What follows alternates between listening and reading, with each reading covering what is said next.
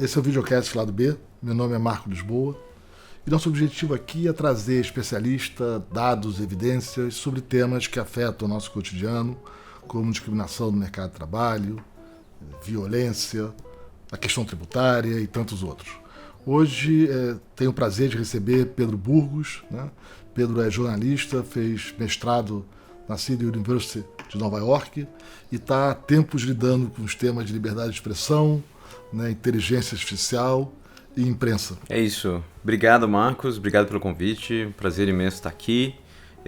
Fomos colegas no INSPER, né, há uns anos. Eu estou há 5 anos na instituição e vim aqui, como quase todos os jornalistas, polemizar sobre os temas correntes. Então vamos lá, vamos começar aí. Inteligência artificial e jornalismo. Inteligência artificial e jornalismo. Eu acho que a gente está vivendo uma revolução muito grande, né? 30 de novembro de 2022 foi lançado o ChatGPT e de repente todo mundo ficou mais atento a esse assunto, porque as pessoas começaram a usar. E à medida que as pessoas foram experimentando a inteligência artificial como mecanismo para adquirir conhecimento, informação ou raciocinar, eles viram que as ferramentas antigas para isso têm suas limitações. E isso, eu estou falando de, por exemplo, os mecanismos de buscas. Você dá um Google no negócio, não é muito eficiente, você tem um monte de resultado meio esquisito, resultados patrocinados e lixo e etc. Ler um livro não é a mais eficiente do ponto de vista, você tem que ler diagonalmente e tal. E o mercado de notícias, né, os jornais que dariam a informação, também tem suas limitações e ineficiências. Então eu acho que a inteligência artificial, ela abriu para as pessoas, para o cidadão comum, várias perguntas, né? Criou várias perguntas sobre como que ele deveria estar consumindo conteúdo, informação de maneira geral, e como que, né, esses agentes não humanos poderiam ajudar. Então, isso fez com que mais gente começasse a usar para adquirir conhecimento, e aí os jornalistas se viram numa... né, acho que eles enxergaram uma crise existencial, assim, um risco existencial. Né? Se as pessoas hoje usam o Google, querem saber alguma coisa, buscam lá, acham um resultado interessante, vão lá no jornal, se elas deixarem de fazer isso, ou se, pior ainda, se elas passarem a se informar com as pessoas, buscando diretamente, conversando com esses assistentes sobre notícias do dia, sobre não só as notícias do dia, mas fazendo perguntas subsequentes. Você não fala assim, o que aconteceu ontem? Você fala assim, como que isso afeta as ações da minha empresa? Então você tem a possibilidade de informações mais customizadas, mais personalizadas, assistentes mais personalizados. Eu acho que tudo isso acendeu um alerta em várias indústrias. Educação, a gente pode falar também, mas jornalismo certamente. E eu acho que eu tenho conversado bastante com jornalistas, dou palestra em redação, e eu acho que a gente ainda vê bastante resistência. As pessoas, né, acham que aquele negócio não é confiável e muita gente com medo. E eu acho que fundamentalmente hoje, no momento zero, ele muda um pouco o trabalho do jornalista. Né? Acho que eu falei que todo mundo foi promovido de repórter para editor.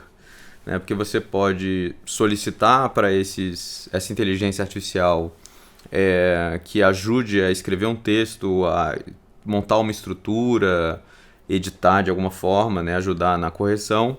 E as pessoas, os repórteres, os jornalistas comuns vão ser mais responsáveis por um pensamento de alto nível, de ter as ideias, de editar o que vem depois. Então é um trabalho diferente, né? Tem gente que chama de um método sanduíche de construção de conhecimento. Você tem uma ideia, a inteligência junta as coisas e pega, acha nos lugares e você edita de novo. Então... Mas me corrija se eu tiver... Quer dizer, por um lado, não tem muita novidade aí. Né? São técnicas antigas, né? De atualização bayesiana, usando o que muda aqui é aprendizado de máquina que está aí na praça há muito tempo. O que muda aqui é a escala, a quantidade de dados que estão disponíveis e a quantidade de locais que o sistema consegue acessar esses dados desestruturados, né, e fazer a melhor média possível de tudo que eu li na rede. Eu acho que teve uma mudança grande. Em 2017, teve um paper publicado por 8 engenheiros do Google, 8 ou 9, chamado Attention is All You Need. Foi um paper revolucionário na aprendizado de máquina, porque até então a gente estava mais ou menos acostumado, todo mundo usa aquele método de autocompletar, né? Você começa a escrever uma palavra, o celular sugere a próxima. E eles sugeriram um modelo, né, que é o Transformer Model. O T do GPT é de Transformer, né, que veio dessa arquitetura, que sugeriu que seria possível a gente vetorizar, né, todas as palavras e achar as relações, e tem formas um pouco mais eficientes de achar as relações entre as palavras, de forma que quando você pede para autocompletar, ele consegue autocompletar não só uma palavra, mas uma frase, um parágrafo, um capítulo, etc. Né? Então, a capacidade... Então foi uma invenção mesmo. Além do volume, existe uma invenção científica importante que está por trás disso. A gente passou muitos anos, as pessoas do campo chamam de inverno da inteligência artificial, né, que durou até os 2010 mais ou menos. Havia uma descrença de que seria possível a gente fazer algumas das coisas que a gente é capaz de fazer hoje. E foi graças a, por exemplo, essa arquitetura, mas não só, né, avanços de hardware mesmo. Você tem placas dedicadas, a NVIDIA é a empresa que está mais, né, com um crescimento absurdo, porque ela é a única que é capaz de fazer, né, o hardware que propulsiona essas inovações. Então eu acho que é uma confluência de fatores. Eu acho que o mundo está um pouco mais preparado para isso, mas a gente teve evoluções de hardware e de ideias e de software que permitiram essa evolução. Mas tem que aprender a usar o instrumento, né? Porque o instrumento ele vai pegar a média e eventualmente sair coisas. Né? Se você não está preparado para usar a inteligência artificial, você pode cometer equívocos. Com certeza. E eu acho que muito do que a gente viu acontecer nesse último ano e meio, que o pessoal, né, tem um contato mais próximo via ChatGPT, são pessoas meio que forçando para ele errar, né? Uma das coisas que foi, especialmente entre economistas, que foi bem popular, logo no início do ChatGPT, você perguntava lá qual que é o paper mais citado em economia. E ele inventava o paper e inventava o autor, misturando o nome de um autor famoso e um outro sobrenome de autor famoso e um assunto que é o assunto mais popular entre os papers mais citados. É o que exatamente você deveria prever de um modelo que autocompleta palavras, né? Mas, se você fizer essa mesma pergunta hoje, o resultado vem correto. Porque esses modelos foram melhorando. Eles foram melhorando não apenas... Ele não tem só essa camada, né, do autocompletar esperto com um pouco de reforço humano. Ele tem muito mais retreino humano e ele tem outras técnicas que ainda não são muito divulgadas, né? As empresas têm alguns segredos sobre qual que é o molho especial e muitas delas estão ligadas na internet. Então ele pode fazer uma autorrecursão, ele checa com ele mesmo se a resposta está certa, né? Eu lembro já, antes da pandemia, inclusive, já tinham vários desses programas, inclusive fazendo fotos, né? Já tinha coisa de fazer música. Sim. Né? Quer dizer, texto foi um passo a mais. Eu acho que uma vez eu fiz uma resenha de um livro sobre 2 juristas americanos, né? 2 juízes da Suprema Corte, o Frankfurter e o Hugo Black. Daí você você foi num desses, né, e buscou em português, né, o texto, e saiu essencialmente a cópia do meu texto. Sim. Né, que era o único que tinha, provavelmente era o único que ele achou na internet em português. Aí você fez em inglês e saiu um texto diferente, porque em inglês tem muito mais textos sobre esses 2 juízes. Pois é, então, eu acho que... E foi bem no início, né? Eu acho que tava começando a aparecer isso, e você via algumas limitações, mas as pessoas...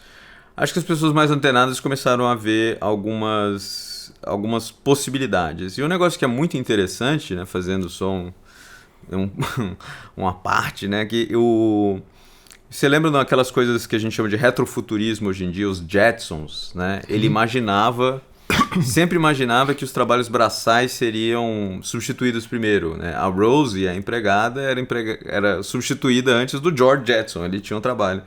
E o trabalho do George era basicamente mexer em planilha no trabalho, né? E o negócio que é interessante que a gente vê com esses modelos novos é que é muito provável que o trabalho dele seja substituído antes do dela, né? Porque existe um incentivo econômico para a gente substituir algum nível de trabalho de middle management ou de trabalho de informação mais baixo nível, porque é mais custoso do que o trabalho braçal em muitos lugares. E onde o ChatGPT e esses modelos brilham e de fato já começa a substituir mão de obra hoje é na área, por exemplo, de programação. As pessoas estão usando muito para entregar programas muito mais rapidamente. E isso acontece não por acaso. As empresas, o Google e a Microsoft e o OpenAI, têm um interesse grande em fazer com que essa mão de obra, que haja mais produtividade e que, eventualmente, essa mão de obra humana seja substituída em parte. Você consegue fazer programas cada vez mais eficientes, né? Exatamente, cada vez mais eficientes e cada vez mais sofisticados, né? E aí é interessante que, falando um pouco de educação, de impacto na educação, isso faz com que o pensamento computacional seja mais relevante até do que saber a programação de fato, né? Você tem que saber decompor um problema em várias subtarefas e coisas que uma máquina pode efetuar. Como que ela vai fazer? Eu acho que cada vez mais a inteligência artificial vai ajudar a gente nessa tarefa, mas essa lógica de saber conversar com o computador vai ser bastante importante. Eu lembro quando a gente botou programação, botamos essa meta no INSPER, né? Queremos programação em todos os cursos da graduação, inclusive no direito, que Isso. Nasceu já tendo programação.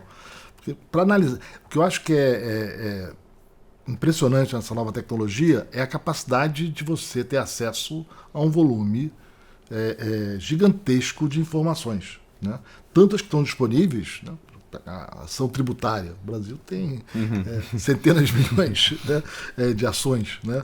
Só o estado de São Paulo tem dezenas de milhões de ações tributárias.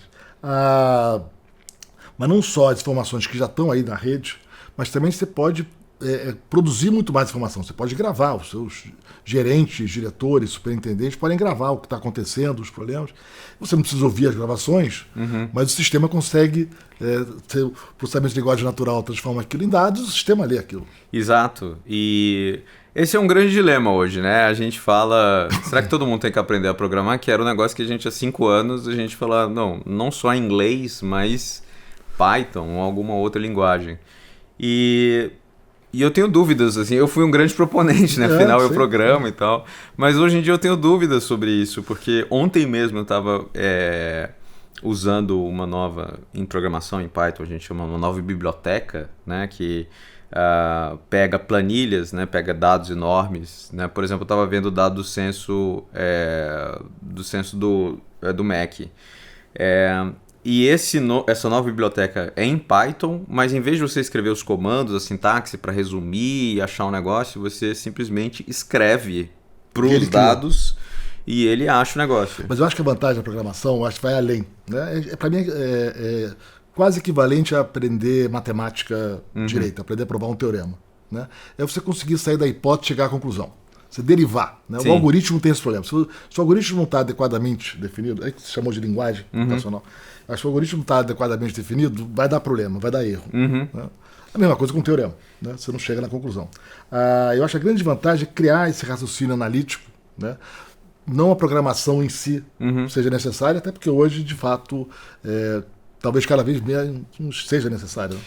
E aí, assim, falando do que a gente aprende, né, tem muita gente que defende que o ChatGPT ou ferramentas assim são como se fossem calculadoras para texto. Né? Hoje em dia a gente aprende na escola as operações básicas, mas no dia a dia a gente usa o Excel ou uma calculadora para fazer. Depois, uma vez que a gente sabe como funciona, é isso que acontece. E o ChatGPT pode ser algo parecido assim para texto. Hoje em dia eu uso, né, no celular, eu falo muito, né? Eu escrevo e falo muito com ele e de um jeito que ele já, tipo, vou preparar a aula hoje, eu quero falar sobre tal. Lembre-se que os alunos são jornalistas, eu vou falar sobre esse outro assunto. Pense em 3 momentos da aula, alguns exemplos que sejam úteis. E aí ele vai lá e dá. Eu falei, ótimo, esse conceito é meio complexo. Você tem uma forma de fazer ele um pouco mais simples? E aí a gente vai conversando. e conversando. Esse é um modelo de adquirir conhecimento que a gente estava desacostumado e o método socrático, ele foi um método meio comum de você aprendia não simplesmente assistindo um lecture ou lendo um livro. Você aprendia fazendo perguntas e follow-ups, etc. A gente não tinha como fazer um método socrático com escala, porque afinal o número de sábios que sabem as coisas é limitado. Mas talvez a gente esteja vendo um retorno a esse tipo, né, de construção de conhecimento. E eu acho que ele tem um impacto, como eu falei, um impacto no jornalismo, que é uma das indústrias de produção e validação de conhecimento, mas academia, né, educação, eu acho que a gente pode ver bastante impacto. Mas tem que saber usar, né? Tem que saber. Sim. Primeiro, quer dizer, por um lado tem esse potencial gigantesco que você pode ter muito mais informação do que hoje está disponível. Como eu falei, você pode gravar, os professores podem gravar suas observações sobre sala de aula e a gestão da escola, né? Os alunos podem gravar e você não vai, enfim, você tem acesso a sumário de tudo que aconteceu na fábrica, na venda, no comércio, numa escola. Isso era impensável há algum tempo atrás. Agora, quem está da outra ponta tem que saber rejeitar o argumento falso, tem que saber fazer a pergunta correta, né? E tem que saber direcionar adequadamente, até porque, inclusive, esse instrumento ele não precisa ser apenas passivo, ele não apenas responde completo. Claro. Ele pode fazer formulários, ele pode fazer nota de venda, né? Ele pode fazer estimação de preço. E enfim, o quanto que a gente precisa saber usar a ferramenta é interessante porque quando surgiu esse negócio e tinha umas técnicas muito específicas para você fazer perguntas que gerassem as respostas, né? As pessoas chamavam isso de prompt engineering, né? Engenharia de prompt, que é como você conversa com essas coisas. E hoje eu tenho a impressão, né, passado pouco tempo relativamente, o saber falar com ela é menos relevante do que era quando a ferramenta era menos sofisticada. Você tem que saber falar com ela meio que do jeito que você tem que saber falar com gestores e colegas, etc. Mas aí entra uma questão que você falou, é um raciocínio, um pensamento crítico, né, um raciocínio lógico, uma capacidade de ser cético, né, assim, no momento correto. Então essas habilidades acabam sendo úteis. E mesmo em relação a usar a ferramenta, sei lá, por exemplo, eu falei, eu falo, né, converso com ela e tal. Mas hoje em dia essas coisas são multimodais. Então você pode fazer um input que é vídeo, por exemplo. E eu estava vendo uma demo, né, de um professor muito bom de Wharton, chama Ethan Mollick, que é um professor de business, mas que está na fronteira disso do uso de inteligência artificial. E ele falando, ele colocou um vídeo de 11 horas da gravação de um cruzamento e falou assim, escreveu, me diga quantas vezes por hora acontece pessoas atravessando na faixa, fora da faixa, ou situações de risco. Então o negócio é capaz, isso, sem nenhuma mágica, como você falasse assim, amigo, assiste esses 11 horas de vídeo aí e anota aqui num papel quando isso acontecer. E o negócio vai lá e funciona. É absurdo isso. Esse tipo de ferramenta, o quanto que vai ajudar, por exemplo, quando a gente fala muito, né, de construção de políticas públicas com base em evidência, a gente é capaz de colocar um negócio que observa, a gente dá uma gravação de alguma coisa, dá uma gravação de uma operação policial e pode, com um pequeno treinamento, falar, me diz o que aconteceu de errado aqui e avalie as gravações de Isso pode melhorar fluxo de processo, urbanismo, né? Nos anos 50, o William Wyler ia lá, tirava foto, né? Para entender como é que as pessoas se deslocavam para fazer propostas. Isso já estava acontecendo, por exemplo, a prefeitura de Joinville tem uma parceria com o Waze, que eles querem mudar, por exemplo, a mão de uma via. E aí eles fazem uma mudança e o Waze, depois de um mês, fala assim, o trajeto médio das pessoas aumentou em 8 minutos. Não, essa tecnologia está aí. Você sabe onde as pessoas andam com seus celulares. Você sabe o deslocamento das pessoas. Exato. Você pode desenhar a malha de transporte levando em conta onde de fato as pessoas vão. Né? Porque tem essas pesquisas, vai daqui para lá, né, que às vezes faz, aquelas pesquisas. Pesquisa de destino aqui. Destino, sei lá, 100 mil entrevistas. Aquilo ali, a pessoa está fazendo aquele caminho, mas você não tem um contrafactual. Isso. Né? Você não sabe onde a pessoa efetivamente mora, você não sabe onde né? Será que tem um caminho melhor? E com os dados do celular, você pode saber, olha, Pedro mora aqui, ele vai para lá, ele frequenta aquela padaria que ele gosta, a livraria que ele vai é essa aqui, ou eventualmente ele vai a essa livraria porque aquele realmente gosta, né? Que é onde ele compra mais quando ele vai de vez em quando. E você pode montar toda a malha, né, de transporte para otimizar a gente tem vida das pessoas. Mais de 100 mil sensores de trânsito que são entregadores dos aplicativos. Por exemplo. Né, que são pessoas que a gente sabe que todas as corridas são auditadas, digamos assim. A gente tem esses dados, né? Então eu acho, assim, né, não querendo fugir muito, mas eu acho que a gente sofre uma crise talvez mais de imaginação do que de conhecimento ou ferramenta. E em geral é assim, eu lembro quando surgiu, né, quando eu era garoto, né, aprendendo programação, sei lá, 15 anos, 14 anos, apareciam os primeiros computadores pessoais, era complicado. Né? E tinha as pessoas que programavam linguagem de máquina, que a gente ficava meio chocado com aquelas pessoas. COBOL era uma novidade. Né? Calculadora também, quando começou, né? HP, né? Enfim, a tecnologia, assim, ela começa muito mais complicada e ela vai simplificando o seu uso, o seu acesso com o passar do tempo. Com certeza. Mas eu acho que hoje em dia é um pouco menos complexo do que as pessoas imaginam. E eu acho que... É por isso que eu digo que hoje em dia é muito mais um problema de imaginação do que de ferramenta. As pessoas... primeiro que elas têm uma visão errada, né? Falam assim, isso aí vai ser complicado. Às vezes eu mostro para as pessoas, Pedro, você tem que me ensinar esse negócio. Não tem, vai nesse link e manda bala. Tenta e vê, vai tentativa e erro. Eu sou da geração que pegou essa transformação. A gente tinha a geração dos manuais. Você tinha um manual para fazer as coisas, para montar um móvel, enfim. Você tinha que aprender o manual antes. E a gente assistiu ao longo das décadas isso desaparecendo. Você aprende fazendo. Né? Você não tem manual quando você recebe E agora, a gente vive, assim, eu dou aula, né, eu sou coordenador do Master em Jornalismo de Dados lá no INSPER, né? Então a gente ajuda a ensinar os alunos a programarem, gente que veio de humanas, nunca teve contato com isso e tal. E o negócio que é interessante, essa turma atual versus turmas anteriores, pré-ChatGPT e essas ferramentas, eles são capazes de fazer coisas mais sofisticadas, mas eles são menos capazes de explicar o que está acontecendo. É que esse é um trade-off que eu acho que a gente vai ter que... A gente não sabe muito bem como lidar.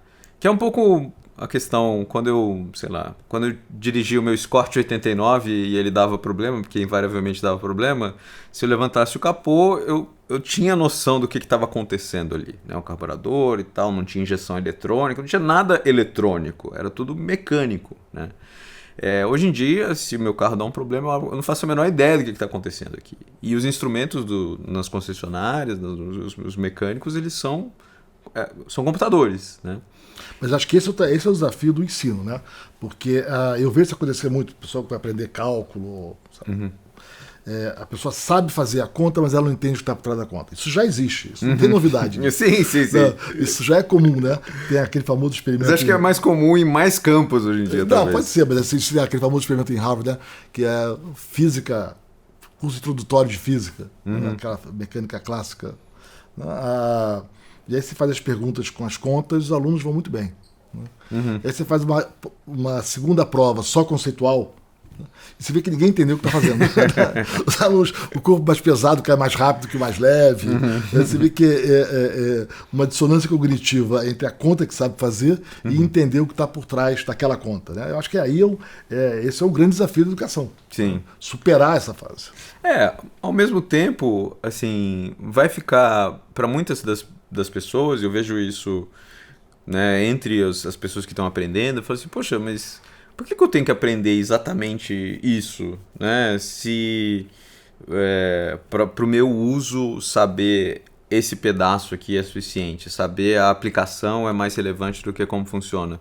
Eu acho que vai ser muito Porque a gente, enfim, tem um tempo limitado com os alunos, né? Eles têm uma capacidade limitada de absorver e praticar. Então a gente vai ter que fazer escolhas sobre o que é realmente relevante. Eu acho que ajuda a fazer perguntas, né? Que abre o leque de perguntas, mas como você falou, vai ter coisas que você vai... Eu não preciso saber como é que funciona um elevador para apertar o botão e para dar certo. Né? Eu não preciso saber como é que um carburador funciona para dirigir um carro. Pois é. Né? Mas, por outro lado, né, e aí, dependendo da atividade, né, conhecer os conceitos fundamentais é importante para resolver problemas concretos novos que vão aparecer. Né? Eu acho que o grande desafio é, bom, como é que eu lido com o novo? O repetido é fácil. Tá? Né? E o repetido é a inteligência artificial dá conta, as coisas. Né? O desafio é lidar com o novo, problema específico, aquele problema que é um caso particular e você tem que entender a especificidade daquele caso particular. Eu acho que sim, exato. E aí, com certeza, a pessoa saber um pouco o que está acontecendo por trás ali, né, saber um pouco a lógica, vai ajudar ela a derivar essas perguntas e aplicar em os novos cenários. Eu acho que isso é...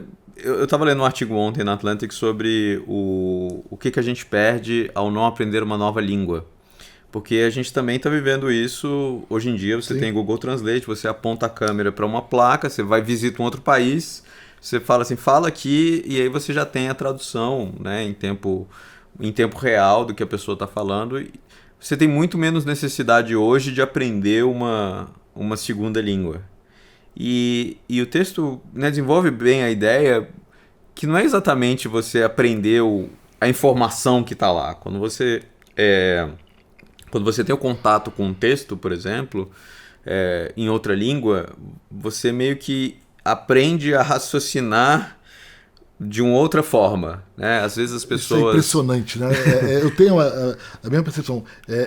Se eu estou fazendo um seminário em inglês, escrevendo um texto em inglês, a maneira do raciocínio, de construção do argumento é diferente. Né? O ritmo é diferente. E às vezes, eu tenho muita dificuldade de traduzir, às vezes. Né?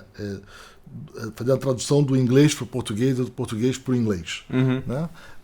Porque às vezes a construção é outra. Né? Isso, e eu acho que assim, a gente vai ter ferramentas que vai tornar pouco necessário você saber várias línguas. Ao mesmo tempo, a educação, né, assim, o que a gente aprende ao aprender uma nova língua não é simplesmente decifrar textos em um idioma diferente, é raciocinar uma nova cadência, uma nova fluência. E eu acho que a gente vai ver cada vez mais disso em educação à medida que a gente vai tendo esses dilemas. A gente não precisa aprender isso porque tal coisa faz isso. Tudo bem, mas eu não estou deixando de aprender apenas um conceito e uma ferramenta. Eu estou deixando de aprender um método de de resolver aquele tipo de problema, né? E nessa história de que o jornalismo está em crise, a Atlantic é uma revista incrível que deu uma volta por cima. Deu uma volta por cima, mas em grande parte porque ela recebeu muito dinheiro em filantropia da esposa do Steve Jobs. Não só. Isso, o início de tudo é filantropia. É filantropia. Né? Foi isso lá, foi o Washington Post, né? Exato. O New York Times conseguiu dar uma volta por cima e se reinventar. Eu acho que assim, se você pensar só em empresa que está bem só por causa das próprias pernas comerciais, são bem poucas, né? O New York Times é uma, Financial Times, a Economist, são alguns. Mas vários tiveram uma injeção grande relacionada à filantropia. O Washington Post com Jeff Bezos, o Warren Buffett comprou 26 veículos, o LA Times, e tem várias coisas lá fora. Mesmo, sei lá, a revista Piauí aqui no Brasil, que faz, né, um jornalismo das poucas que tem capacidade de fazer algumas investigações de fôlego, ela, né, teve um investimento que outras empresas não são capazes porque a família tinha interesse naquilo, né? Então, eu acho que a gente tem uma crise, a chamada crise do modelo de negócios do jornalismo, ela é bastante aguda e não parece que a gente está próximo de achar uma saída. O classificados acabou. Nossa, a internet meio acabou com os classificados, que era a fonte de receita relevante, e agora também com o acesso à notícia, você está perdendo também assinantes.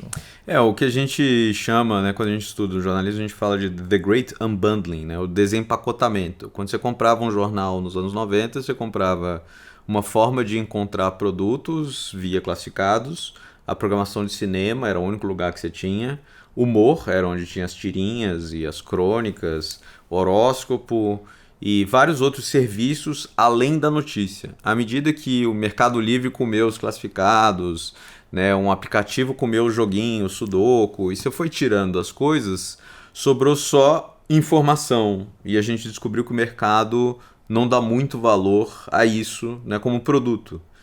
O assinante estava mais interessado em todas as outras coisas. E o jornalismo, ele tinha, né, a mídia de maneira geral, tinha o monopólio da atenção até então. Então você podia cobrar horrores de um veículo, de qualquer anunciante, porque era a única forma dele chegar àquela pessoa. E hoje em dia não, hoje em dia você tem, né, várias ferramentas no marketing online. Então, por exemplo, dar um exemplo bem prático, você tinha uma revista do público masculino na Abril, você falava assim, ó, anunciante, se você quiser chegar ao público AB de São Paulo, 18h35, você paga R$95 mil por uma página, e é isso aí. A pessoa não tinha nenhuma garantia de que ia chegar nem a esse número, nem a esse público exatamente. Se essa mesma marca anuncia via Google, via Facebook, etc., ela chega exatamente a essa pessoa, ela sabe se chegou e sabe se a pessoa que chegou até ela fez uma transação. Então é infinitamente melhor do que o modelo anterior. Então esse jornalismo como publicidade, como forma de amealhar um público para vender para publicidade, ele vive uma crise enorme porque a concorrência é maior.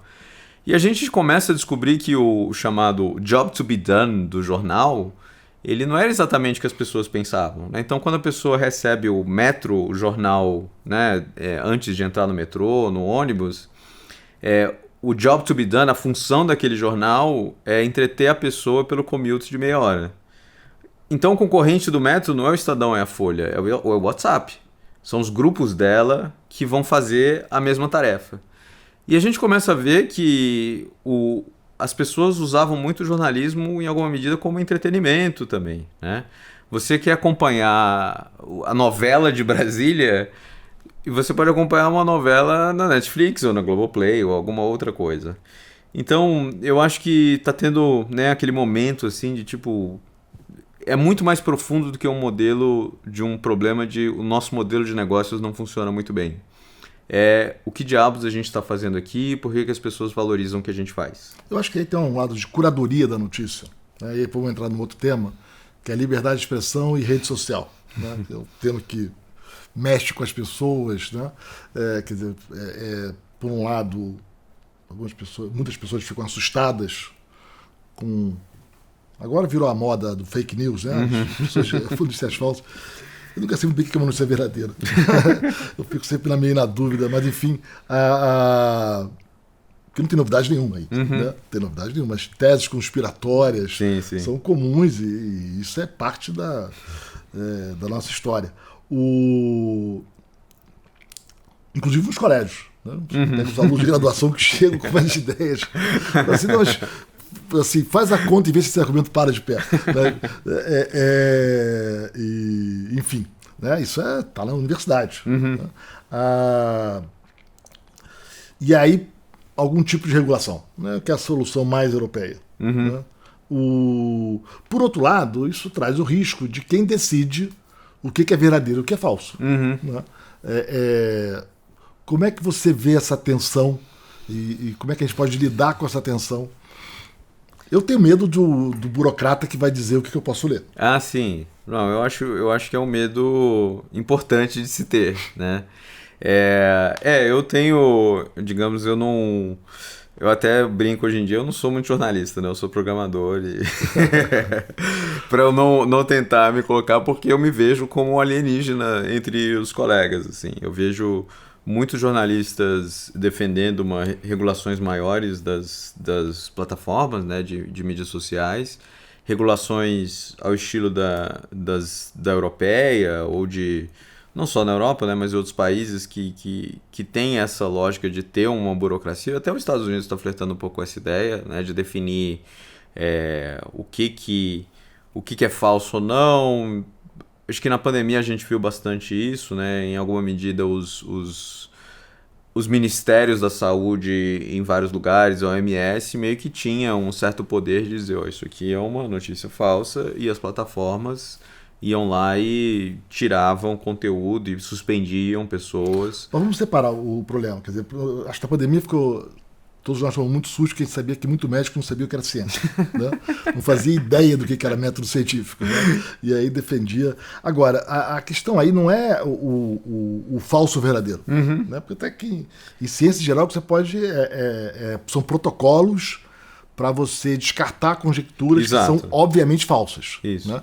Ciência não vai muito além disso. Sim, sim. Né? E aí o que importa é você saber os protocolos. Né? Não é a notícia em si mas são os protocolos utilizados para verificar se aquela conjectura é falsa. Mas é muito difícil. E a gente viu, não é simplesmente que o médico tinha uma educação científica baixa, digamos assim, que a gente aprendeu na pandemia. Eu acho que na pandemia a gente aprendeu que a gente tem um conceito totalmente maluco do que é ciência. Perfeito. Então, quando Mas o médico surpreende, né? Porque assim, o básico do médico, né? Quer dizer, a impressão que dá é que muitos médicos, a gente viu isso, inclusive, enfim, órgãos de representação defendendo posições, você fala assim, mas fica, você fez medicina mesmo? Né? Que são os testes, né? Os mega estudos com base nos testes com grupo de controle, como é que se desenha adequadamente, enfim. Mas aí a gente viu, assim, a gente começou a ouvir esse negócio, tipo, a gente faz isso porque a ciência mandou. Não existe esse conceito. Isso, a ciência, né? Ficava o Mandetta reclamando, ciência, foi assim.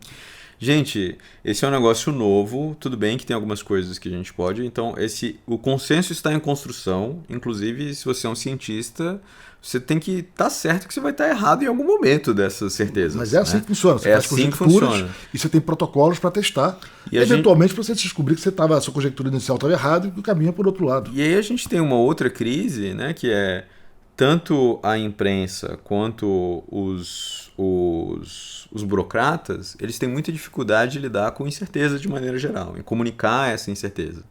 Então, é muito difícil de você imaginar uma manchete de jornal falando gente, lavem as mãos porque a evidência que temos até agora sugere que os perdigotos são o vetor de transmissão. Não temos certeza, mas enquanto tivermos mais evidências, façam isso, porque afinal o princípio de precaução deve reinar. Não existe isso, né? Assim, então você tem que dar mandamentos para dizer que é isso.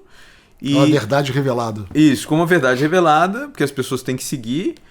E se o entendimento mudar lá na frente, como mudou... Você cria um nó na cabeça das pessoas. Você fala assim, mas vocês estão mentindo? Vocês estão fazendo... Não, é só porque os cientistas não têm... Se você ler um paper, ele vai apontar lá, sugere que tal coisa, mas abre um caminho para uma investigação mais profunda sobre A, B ou C.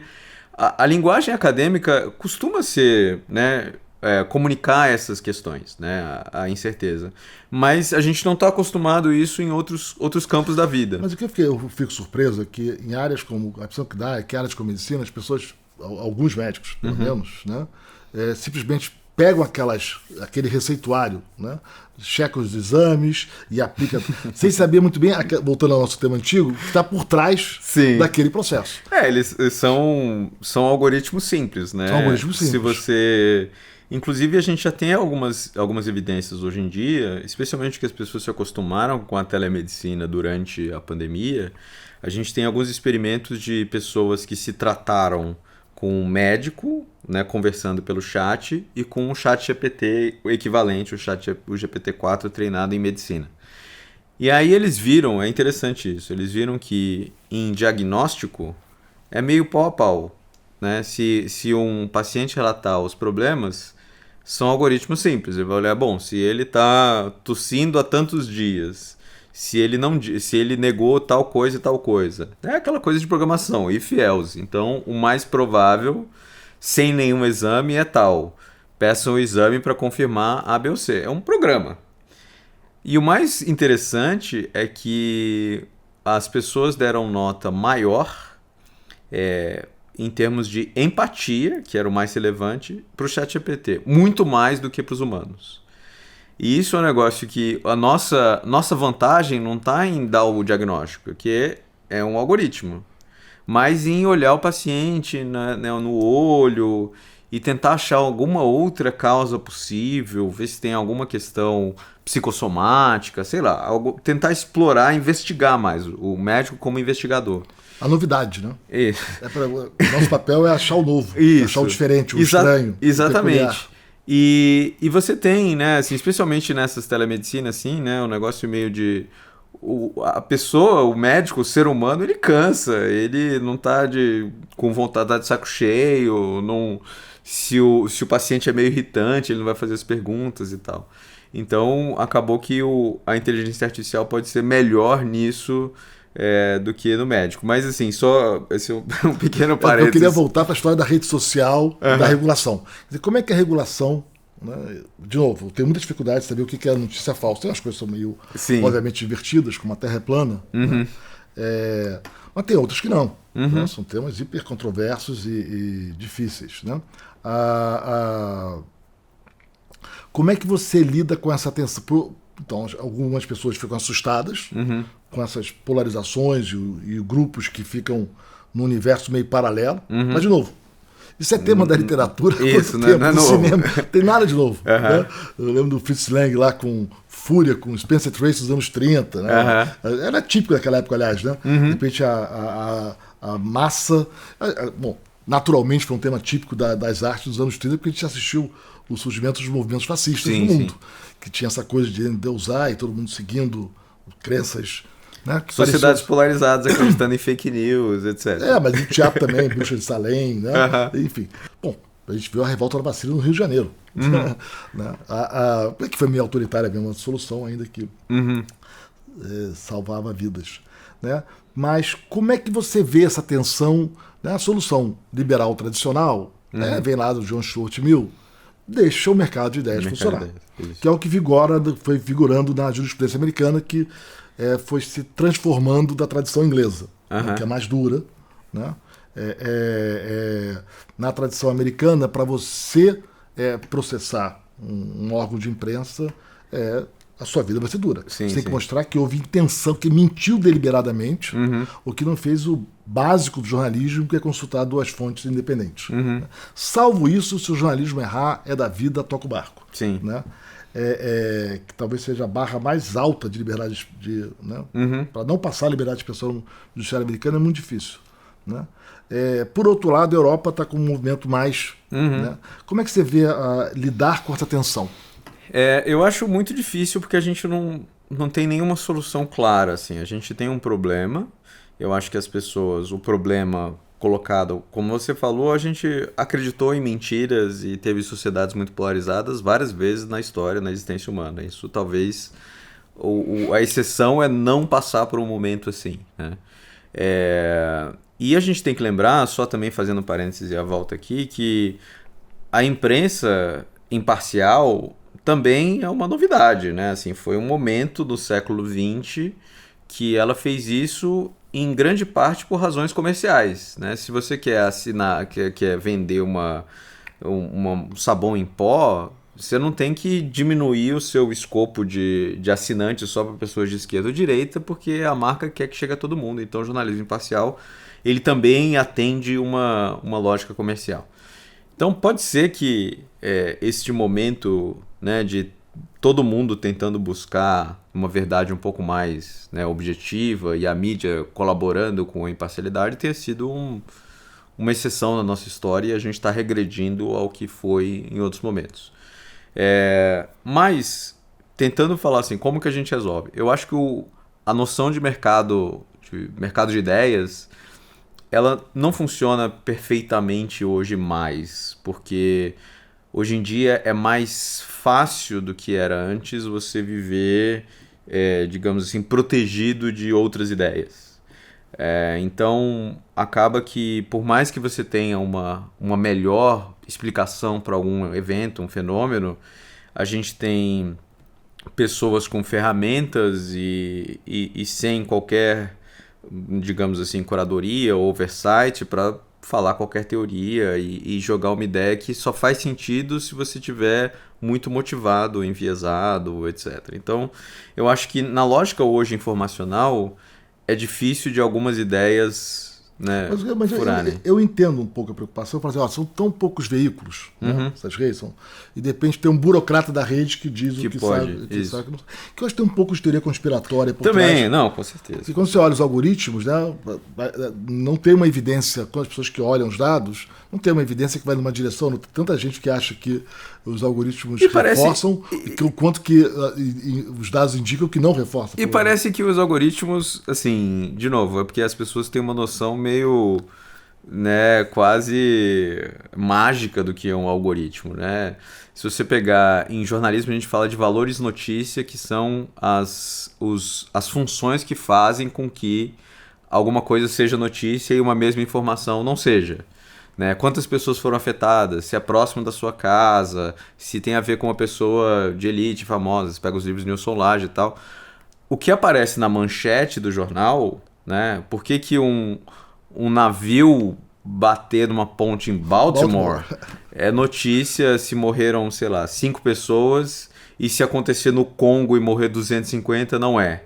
Né? E o jornal opera por algoritmos, só que são humanos, operando por regras que estão razoavelmente pré-estabelecidas do que é notícia e o que não é. E a gente sempre conviveu com isso, dos jornalistas decidindo o que é a matéria de capa, o que é a escalada do Jornal Nacional e etc. Mas eram algoritmos, eram, né, coisas, eram regras, mais ou menos, que foram passadas com o tempo e testadas, e falou assim, essa notícia aqui vende mais jornal na banca. Existia, sempre existiu, assim, não tem nada... O que me preocupa aí é porque, no fundo, está substituindo, está dando a caneta. Por ter o incômodo de alguém ter a caneta para, de repente, censurar um discurso político, você dá essa caneta para outro alguém, né, com um burocrata que vai dizer o que pode e o que não pode. No caso do Brasil, o judiciário entrou nessa. Não, eu acho bastante... Mas, assim, as pessoas estão confortáveis, parecem confortáveis com essa ideia há bastante tempo. Assim, de novo, durante a pandemia, as pessoas, quando você dizia lá no começo, assim, ó, não sei se essa teoria de que o vírus veio de um pergolim, lá, de um bicho e saltou no mercado de Wuhan faz sentido. Pode ter sido um vazamento do laboratório. Se você escrevesse isso no Facebook, você era apagado e você poderia ser suspenso das redes. 2 anos depois, essa teoria ela é uma teoria viável, né? A gente não sabe perfeitamente o que aconteceu, mas ninguém na comunidade científica trata como pura desinformação.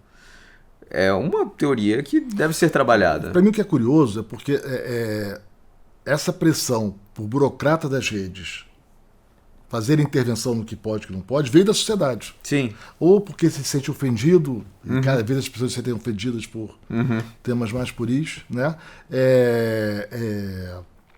Ou porque acha que o discurso de A ou de B ou de C é um discurso absurdo e inaceitável, e aí você impõe a sua moralidade, reclama, e as redes reagiram exercitando esse papel. Eu acho que o que está acontecendo é que as pessoas estão sentindo incômodo como sociedade, a sociedade está sentindo incômodo, a gente está numa sociedade fraturada, pessoas que... enfim, né, não confiam em si, acham... Não é nem simplesmente que você acha que o outro lado é adversário, né? Você acha que o outro lado ele quer o seu mal, assim, né? Então a gente tem... Nessa sociedade fraturada, é normal a gente tentar caçar algum motivo, né? Assim, por que a gente... por que a gente está desse jeito? Por que as pessoas não se falam? Por que a gente está tão polarizado? E essa noção de que... aí a gente olha o que aconteceu, né, nos últimos 15 anos. Tem as mídias sociais. E de que forma que isso explica... bom, tem os algoritmos que fez as pessoas, né, viverem em bolhas separadas e tal. E aí acaba que é um negócio meio cômodo, em alguma medida, para explicar um fenômeno muito mais multifatorial e muito mais complexo. E aí acaba que, em a gente querendo solucionar esse problema, que eu acho que todo mundo vive, todo mundo sofre com isso... a gente acaba localizando isso em desinformação, em algoritmos, e acho que a gente acha que se a gente solucionar o algoritmo e diminuir a circulação de mídias de fake news, a gente vai solucionar esse problema. E a gente está muito longe. E são duas coisas que eu costumo defender, né? Quando teve a eleição de 2022, naquele painel de tendência e debate da Folha, perguntaram: fake news foi muito relevante na eleição? E eu escrevi o não, né? Porque eu falei, o problema fake news, né, teve há muito tempo, sempre teve, tem impacto, sempre teve, aumentou a escala, sem dúvida, mas o número de pessoas que consomem notícia de maneira geral é muito menor. A maioria das coisas que a gente consome em mídias sociais e WhatsApp, etc e tal, tem nada a ver com isso, né? As pessoas estão consumindo esporte, notícia de amigo, etc. Tem vários estudos que mostram que notícia não passa de 1%, 1,5% do geral que a gente consome de informação, e é uma parcela ainda menor que dessas notícias que são falsas, e essas notícias falsas só colam em pessoas que são politicamente muito motivadas, que não é o comum. A média das pessoas não é super polarizada. Então, eu acho que a gente aumenta o efeito para tentar explicar esse problema que é muito difícil de resolver. Então a gente é uma maneira muito atabalhoada da sociedade de tentar achar um jeito de resolver esse problema. A gente tem que achar um problema não de reduzir a oferta de fake news, que seria regulando as mídias sociais, né, dando um burocrata o papel de dizer, não deixem circular esse tipo de coisa que é falso, isso é uma maneira de reduzir a oferta. O problema é a gente achar formas mais complexas, que é reduzir a demanda, que são assim, como que a gente faz com que as pessoas não caiam em explicações simplistas para o mundo, né? Assim, mas aí eu tenho uma impressão um pouco diferente, Pedro. Eu concordo com tudo que você falou, mas eu acho que nessa divisão, a impressão que eu tenho é que tem uma certa falta de interesse em entender a motivação dos grupos. Uhum. Tá? Tem as frases feitas que o pessoal repete, que em geral, enfim, não tem valor nenhum. Mas quando você vai por trás daquelas frases feitas, tem um sentimento sobre o mundo, uhum, que leva você a estar no campo A ou no campo B. uhum, Né? E é muito mais profundo. E aquela frase, se você tirar aquela frase, ou aquela notícia falsa, sei lá como quiser chamar, de um lado ou de outro, né, as pessoas não vão mudar de opinião. uhum, Porque a motivação intrínseca nem tem a ver tanto com a frase. Né? Os números, inclusive, as pessoas têm eu vejo muitos debates que as pessoas não estão muito preocupadas com o número. O número é para ilustrar a emoção que você tem sobre aquele tema. E às vezes, se você fala que o número está errado, né, está empiricamente errado, gera um problema, porque então você é contra a tese daquela pessoa. O número não pode estar errado em si. Né? Ou você está a favor daquela pessoa, e aí qualquer número que vier, que seja na direção desejada, vale. Qualquer coisa que venha contrária, porque você está do outro lado. Isso, e aí a gente entra... Bom, teve a discussão... O Kahneman, né, recentemente falecido, né, que ele falava muito desses vieses cognitivos, né, que as pessoas, né, desses dois sistemas, que a gente tende a acreditar em... Né, a gente tem esse viés de confirmação, disponibilidade, tem várias questões que atalhos do nosso cérebro que acabam fazendo a gente acreditar numa coisa. E tem uma teoria concorrente, né, do Hugo Mercer, que fala que, na verdade, não, a gente usa esses artifícios para justificar coisas que a gente já acredita. Não é porque a gente tem falhas no nosso raciocínio, porque a gente pensa um pouco. Não. A gente é racionalmente buscando notícia falsa no sentido de a gente quer coisas que confirmem o nosso... E hoje em dia é muito mais fácil, inclusive com a grande disponibilidade de dados. Tinha um exercício que eu fazia na minha turma, que eu dividia a turma em 2 e dava os mesmos dados brutos, e metade da turma tinha que provar que o Brasil foi muito mal na pandemia e a outra metade tinha que dizer que ele foi normal, com os mesmos dados. E aí você corrigia para umas coisas e não para outras, comparava com o pacote A ou o pacote B de países, levava em conta outras questões e você, com os mesmos dados, chegava a conclusões distintas. E eu acho que a gente tem esse problema hoje, que a profusão de dados e de informações faz com que seja mais fácil você criar realidades alternativas. tem um livro muito bom que é pré tudo isso, de 2010, né? Falava de um jornalista do New York Times chamado Farhad Manjoo, que ele fala que era assim, chama Learning to Live in a Post-Fact Society, né? Aprendendo a viver numa sociedade pós-fato. E ele dizia que no atentado das Torres Gêmeas tem 56 imagens conhecidas do avião batendo, que as pessoas estavam filmando lá, né, o negócio turístico e tal. E uma delas, claramente tem um míssil embaixo do avião. Você olha a imagem e fala, tem um míssil aí. E aí isso gerou todo um documentário com a explicação de que foi um atentado do próprio governo e blá blá blá. É uma maluquice. E aí você tem um engenheiro que fala, e você tem dados do aço. Você consegue criar uma teoria mais crível. O míssil, na verdade, é um reflexo do Sol, porque só aquela câmera naquele ângulo parecia fazer isso. Mas você consegue criar mais a profusão de retratos da realidade, de dados da realidade, faz com que versões alternativas da realidade sejam muito mais críveis do que em outro tempo. E isso não vai ser qualquer regulação que vai fazer diminuir. Eu concordo com você. Eu acho que tem que entender qual é a motivação latente das pessoas. As pessoas, elas estão com as suas posições já feitas, e aquela tese torta ali é só para ir ao encontro da sua visão de mundo. E se aquela não valer, você pega outra parecida. Eu vou te colocar, não é só uma questão do que as pessoas pensam da visão de mundo, mas também tem uma questão de posicionamento e status social. A gente viu, por exemplo, esses dias teve a matéria do New York Times sobre o Bolsonaro indo lá para a Embaixada da Hungria.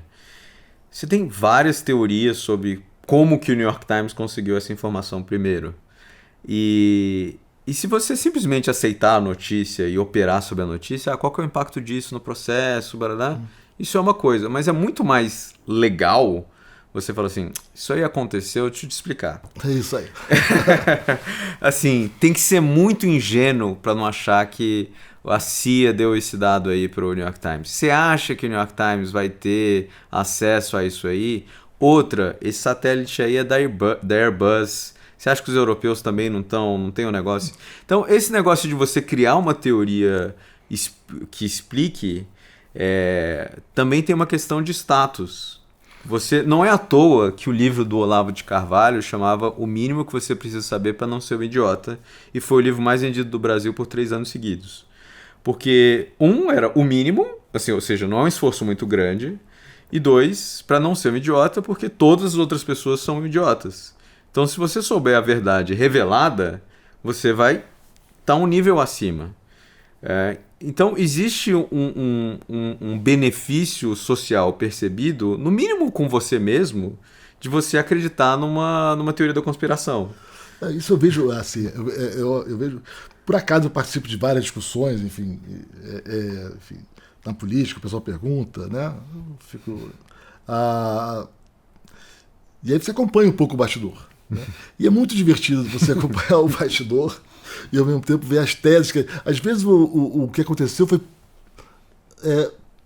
totalmente aleatório. Foi uma série de circunstâncias que se somaram, que levaram ao desfecho A e não B. Isso. O fulano estava jogando mais para cá, o outro para lá, teve um mal entendido, não sei o que aconteceu, alguém resolveu. Né?